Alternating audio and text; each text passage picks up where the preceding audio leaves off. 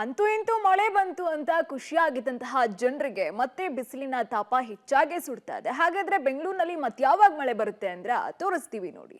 2 ದಿನ ಬೆಂಗಳೂರಿಗಿಲ್ಲ ಮಳೆರಾಯನ ಎಂಟ್ರಿ. ನಾಳೆ ಅಥವಾ ಮೇ 7ರ ನಂತರ ಬೆಂಗಳೂರಿನಲ್ಲಿ ಮಳೆ ಸಾಧ್ಯತೆ.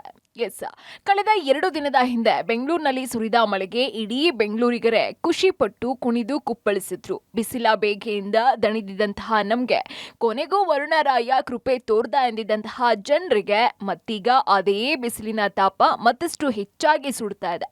ಈ ಬಾರಿ ಎಂದಿಗಿಂತ ಬೆಂಗಳೂರಿನಲ್ಲಿ ಹೆಚ್ಚಿನ ತಾಪ ಜನರನ್ನ ಸುಡ್ತಾ ಇದ್ದು, 2 ದಿನದ ಹಿಂದೆ ಸುರಿದಿದ್ದಂತಹ ಮಳೆಗೆ ಇಡೀ ಬೆಂಗಳೂರು ತಂಪಾಗಿತ್ತು. ಆದ್ರೆ ಮತ್ತೆ ಬಿಸಿಲಿನ ತಾಪ ಹೆಚ್ಚಾಗಿದ್ದು ಸೆಕೆಯಿಂದ ಜನರು ಮತ್ತಷ್ಟು ಪರದಾಡುವಂತಾಗಿದೆ. ಆದ್ರೆ ಇನ್ನೂ 2 ದಿನ ಬೆಂಗಳೂರಿನಲ್ಲಿ ಯಾವುದೇ ಮಳೆ ಮುನ್ಸೂಚನೆ ಇಲ್ಲ ಅಂತ ಹವಾಮಾನ ಇಲಾಖೆ ಮುನ್ಸೂಚನೆ ಕೊಟ್ಟಿದೆ. ದಿನಾಂಕ 7 ಮತ್ತು 8ರಿಂದ ಬೆಂಗಳೂರಿನಲ್ಲಿ ಮಳೆ ಏರಿಕೆಯಾಗುವ ಹೆಚ್ಚಿನ ಸಾಧ್ಯತೆ ಇದೆ.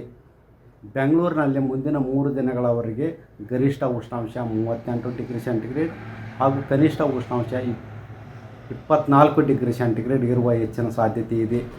ಎಸ್, ನಿನ್ನೆ ಮಲೆ ಮಹದೇಶ್ವರ ಬೆಟ್ಟದಲ್ಲಿ 4 ಸೆಂಟಿಮೀಟರ್ ಮಳೆ ಆಗಿದ್ದನ್ನ ಹೊರತುಪಡಿಸಿ ಕರ್ನಾಟಕದಲ್ಲಿ ಬೇರೆ ಯಾವುದೇ ಭಾಗದಲ್ಲಿ ಮಳೆ ಆಗಿಲ್ಲ. ಇನ್ನು ನಾಳೆಯಿಂದ ಬೆಂಗಳೂರು ಸೇರಿದಂತೆ ದಕ್ಷಿಣ ಒಳನಾಡಿನ ಕೆಲ ಜಿಲ್ಲೆಗಳಲ್ಲಿ ಹಗುರ ಮಳೆ ಆಗುವ ಸಾಧ್ಯತೆ ಇದೆ.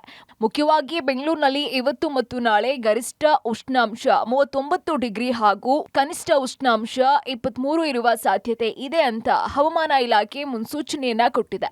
ದಿನಾಂಕ 7ರಿಂದ ದಕ್ಷಿಣ ಒಳನಾಡಿನ ಬಹುತೇಕ ಎಲ್ಲ ಜಿಲ್ಲೆಗಳಲ್ಲಿ ಮಳೆ ಏರಿಕೆಯಾಗುವ ಹೆಚ್ಚಿನ ಸಾಧ್ಯತೆ ಇದೆ. ಉತ್ತರ ಒಳನಾಡು ಹಾಗೂ ದಕ್ಷಿಣ ಒಳನಾಡಿನ ಕೆಲವು ಜಿಲ್ಲೆಗಳಲ್ಲಿ ಮುಂದಿನ 4 ದಿನಗಳವರೆಗೆ ಹೀಟ್ ವೇವ್ ಕಂಡೀಷನ್ಸ್ ಉಷ್ಣ ಅಲೆಗಳು ಮುಂದುವರಿಯುವ ಹೆಚ್ಚಿನ ಸಾಧ್ಯತೆ ಇದೆ. ಅದೇನೇ ಇರಲಿ, ಯಾವಾಗಪ್ಪ ಮಳೆ ಆಗುತ್ತೆ ಅಂತ ನಮ್ಮ ಬೆಂಗಳೂರು ಮಂದಿ ಕಾಯ್ತಾ ಇದ್ದು, ಹವಾಮಾನ ಇಲಾಖೆಯ ಮುನ್ಸೂಚನೆಯಂತೆ ಮೇ 7ರಿಂದ ಮಳೆ ಆಗುತ್ತಾ ಅಥವಾ ಮಳೆರಾಯ ಮುನಿಸ್ಕೊಂಡು ಬಾರದೆ ಸುಮ್ಮನಾಗ್ತಾನೋ ಏನು ಅಂತ ಕಾದು ನೋಡಬೇಕಾಗಿದೆ. Madesh, public TV, Bengaluru.